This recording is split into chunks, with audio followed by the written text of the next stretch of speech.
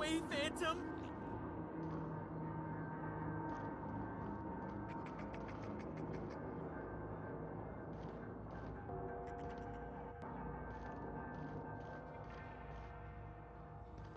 No, just leave me alone!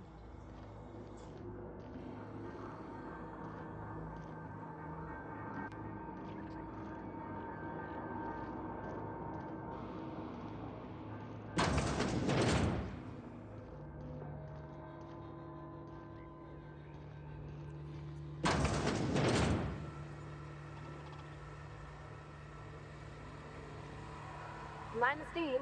You're liable to get scalded.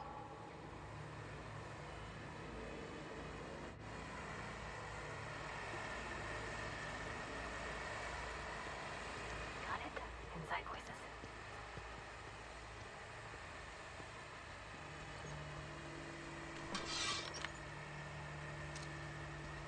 Oh. Here we go!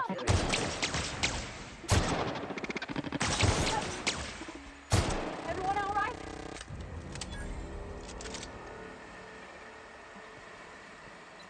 Investigate.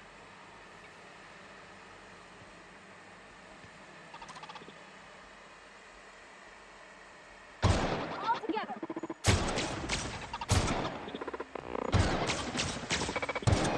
Woohoo! Nice work!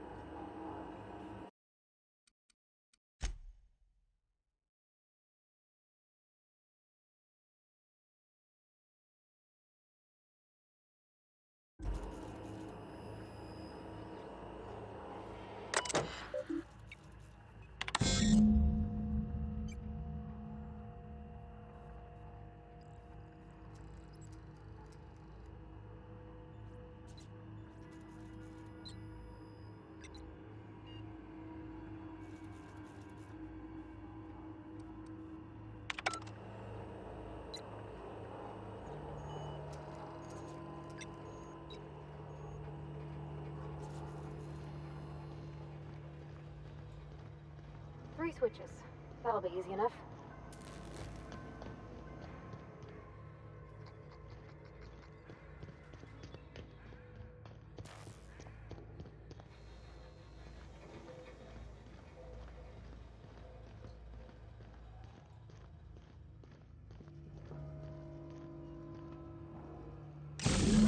Two more. What'll happen to Miss McDevitt's folk if we send power to the Veil?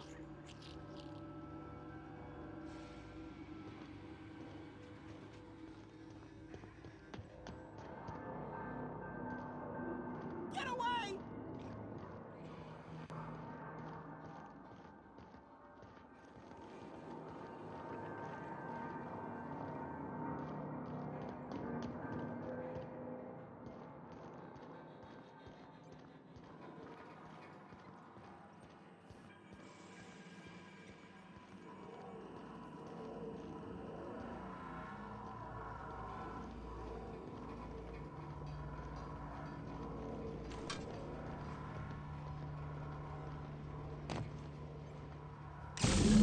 One to go. If we send the power to Miss McDevitt, what happens to the Veil?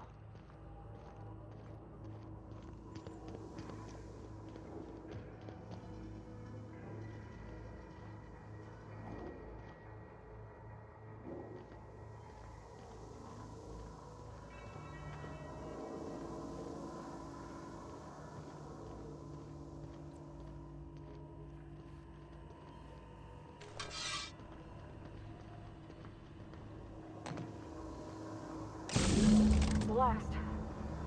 I'm not sure what the right is. All I know is the decision's final.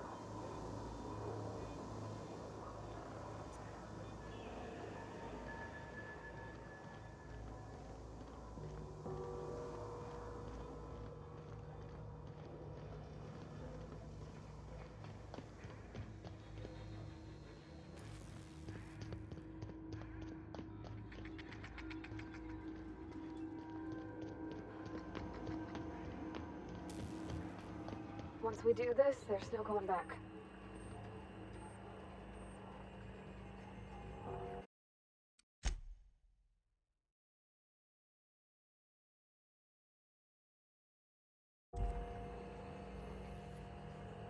Excuse me, ma'am.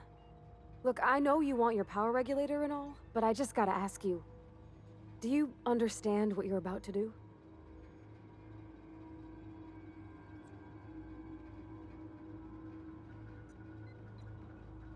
I don't think you should cut off Edgewater's power. I think it would be cruel. I'm sorry. That just sort of came out all at once. Edgewater's hurting. We've been losing workers year after year, and corporate hardly ever sends replacements. There's barely enough Saltuna to fill our bellies anymore. But the town's got some good people in it. Decent, hard-working folk just living their lives the only way they know how. They don't deserve to be punished.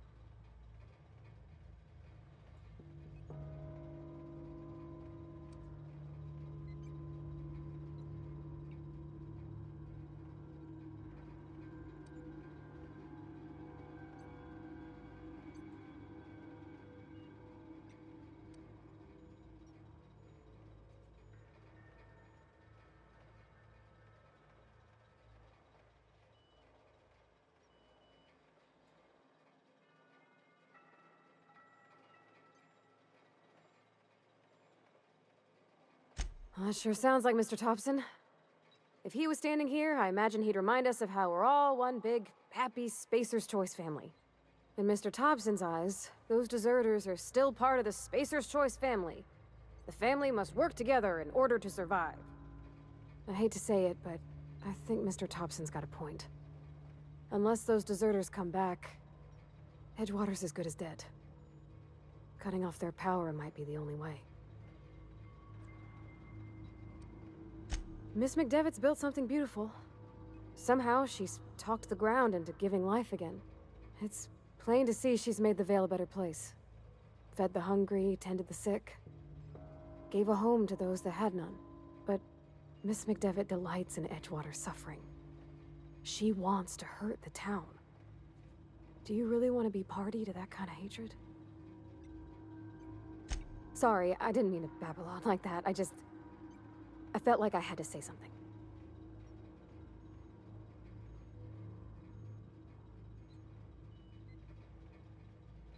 Really? I mean, wow. Thanks. No one's ever told me those words in that order.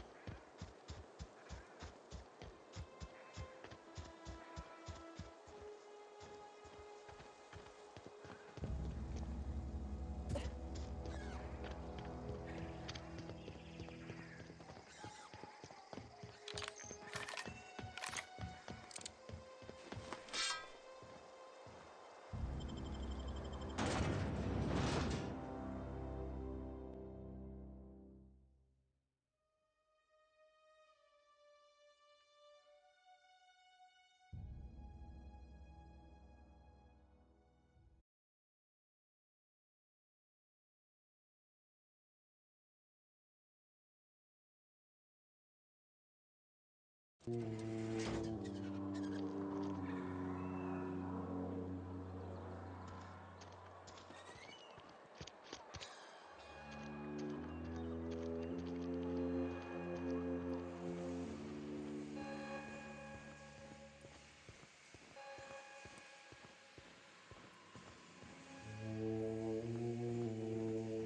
want to know what gets my bile churning? Edgewater has suffered a cavalcade of disasters, plague, marauders, desertion. Then you wandered in town. And I was so damn sure our luck was starting to turn. I never knew how right I was. Just answer one question for me. Why'd you do it?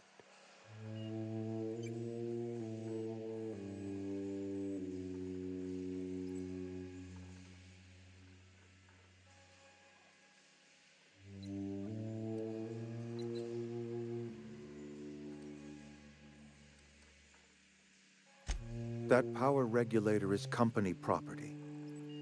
Whatever you were hoping to find down here, I advise you to turn around and leave. I have got guards posted with orders to fire on you.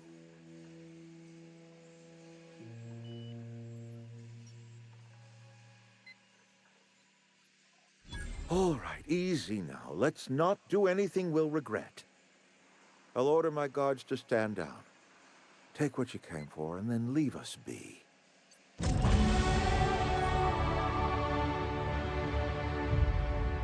down, all of you. We're done here.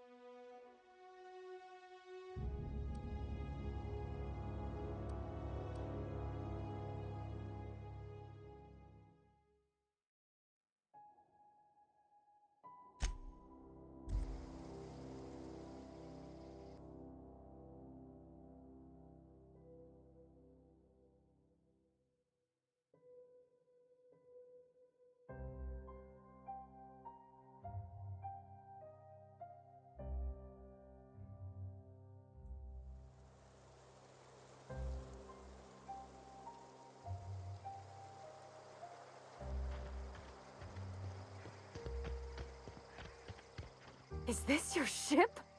Oh my stars, she is just so handsome! Does she have a name yet? What's her drive model? Oh, gosh. Listen to me babbling. When I was in Edgewater, I dreamed of flying on a real ship, working on a real engine, belonging to a proper crew. Edgewater won't last another season without power, but that don't change the fact that I'm indentured to Spacer's Choice. Company expects me back at my post.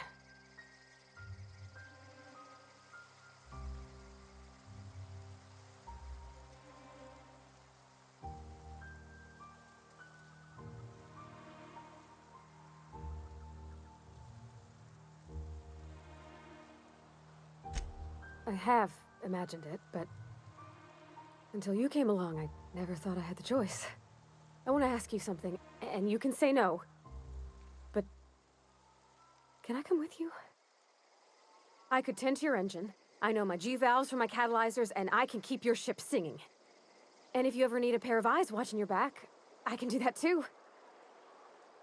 What do you think?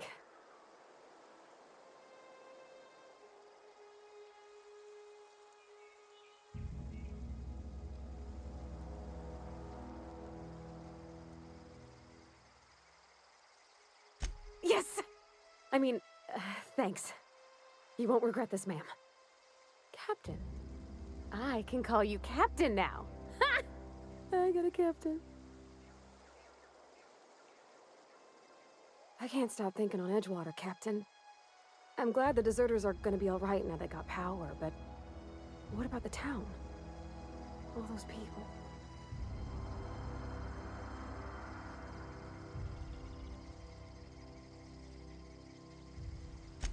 That's on account of how I never met her.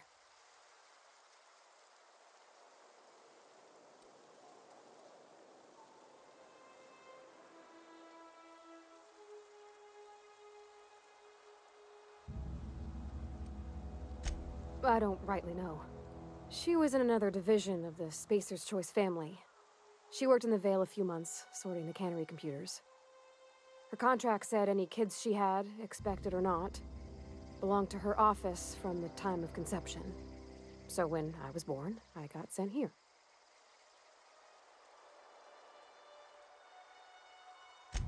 Well, I don't know about normal. Dad said she worked under some kind of special contract. It's sensible. Dad just fixed machines. She did some kind of crazy math, high-level stuff. Better to raise me on his time than hers. You mean about the mission being too clean? I know, but Vicker says the universe is a machine, that it runs by law. Real machines have gunked up oil, scratches, and worn bits. You can tell they've seen handling, been used by folk. The machine Vicker sees is one ain't never been run. It's not for people to live in. It's something on a museum shelf, under glass.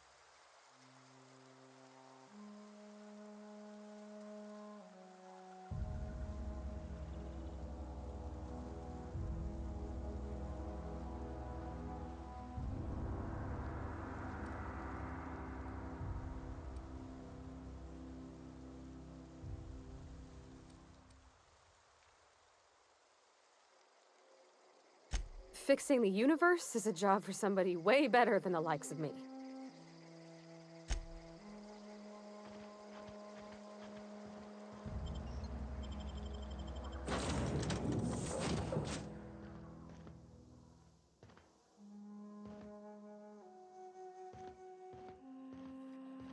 Captain, I have detected that the town of Edgewater is now without power. I appreciate you doing your part to hasten their demise. What can I do for you, Captain? Do you know how to install a power regulator?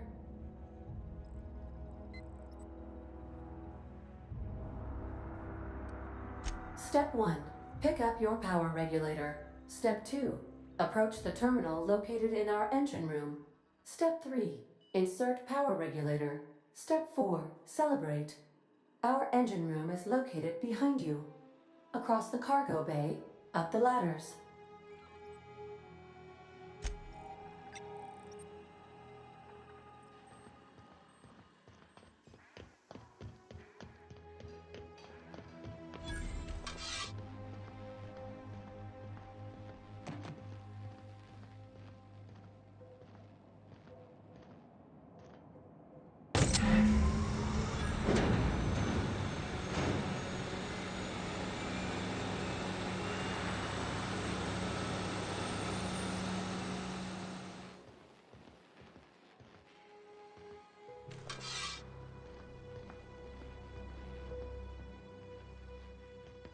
Gone quiet.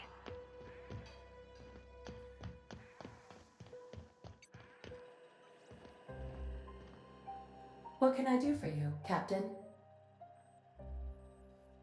All systems are operating within acceptable parameters. I am prepared to bring the unreliable into low-altitude orbit. This should prove an adequate test of our flight capabilities.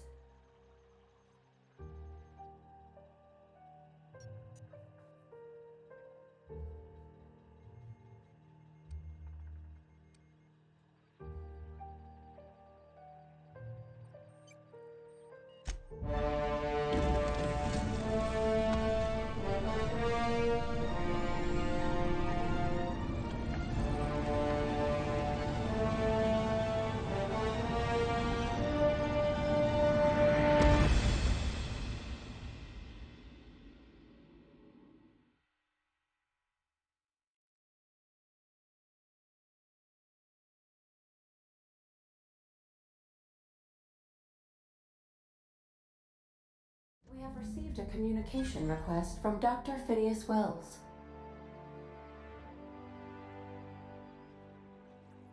Aha, there you are, hale and hearty, and captain of your own ship. I see you're putting the unreliable to good use. Shame about her former captain, horrible way to die. How are you feeling, by the way? I lost track of you in that cave back there.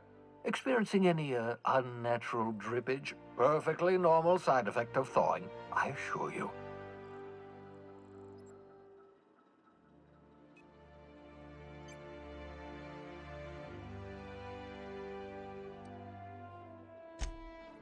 Oh, that, yes, that's probably permanent. I wouldn't worry about it, though. I'm sure you're fine. What you saw in Emerald Vale is happening all across the colony.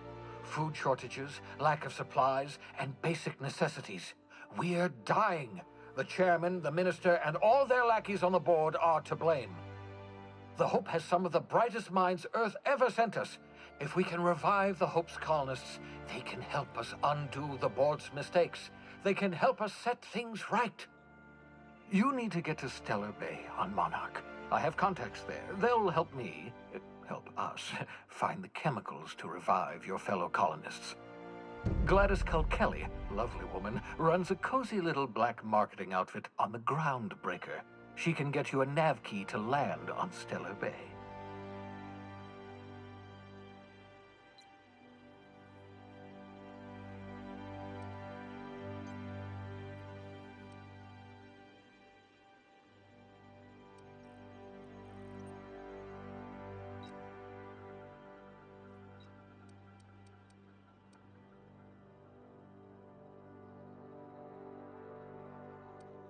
Gladys and I have been doing business for years. Her smuggling credentials are unimpeachable. If anyone can get you a key to Monarch, it's her.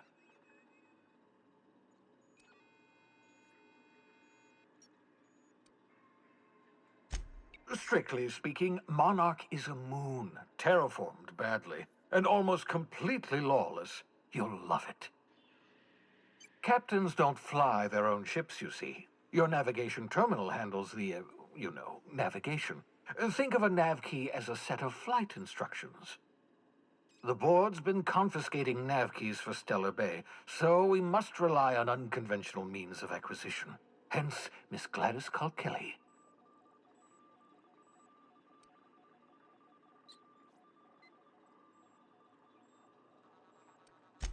In theory, I suppose you could land your ship in Cascadia, and in theory, I suppose you might survive the experience.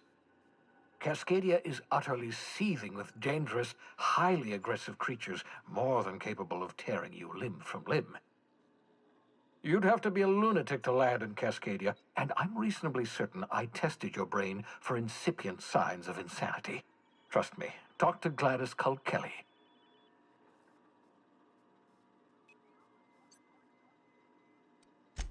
Without a skip drive, good luck. You'll be dead before you make it to the nearest star. Look, I admire your optimism, but the sad truth is you're stuck here. You, me, and the rest of this colony. We're all skating precariously around the edge of oblivion together. None of us are leaving Halcyon alive, so we may as well make it a better place. And we can start by reviving the hope. Excellent. I'll send her a wireless. Let her know you're coming. By the way, I gave Captain Hawthorne a disguise apparatus of my own design, cutting-edge technology years ahead of its time. I call it the Holographic Shroud. I'm sure it will prove remarkably useful to you. You'll find it in the captain's quarters.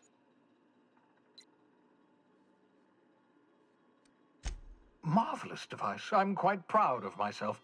The shroud changes the user's appearance to mimic that of another. It has limits. First-generation technology, you see, but promising. Exciting to see it in use at last. Very simply, the holographic shroud uses biometric information contained on standard identity cartridges to generate a holographic projection around you.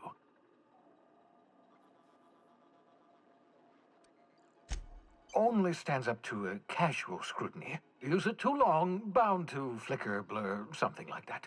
Movement makes it more likely. Best used in moderation. When you see guards in your path you can't sneak past, for example. Maintain your distance. Act normal. No running, no jumping. Don't draw their attention. If they pay attention, they're more likely to notice flaws in the hologram.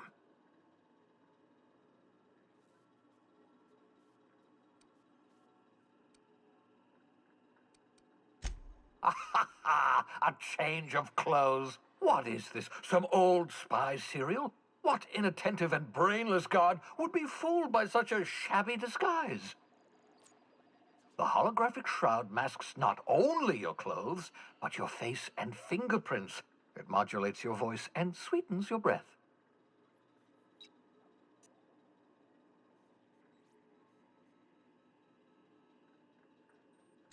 Science, that's how. Excellent. I'll contact you once you've found a way to get to Stellar Bay. If you have any questions, come see me in my lab. And remember, don't trust the board. They'll try to win you over with promises of wealth and power, but it's a lie. The board's only interested in filling their own pockets. If we don't put a stop to them, they're going to run this colony to the ground. Transmission ended. If you are ready to depart, please select a destination on your navigation terminal.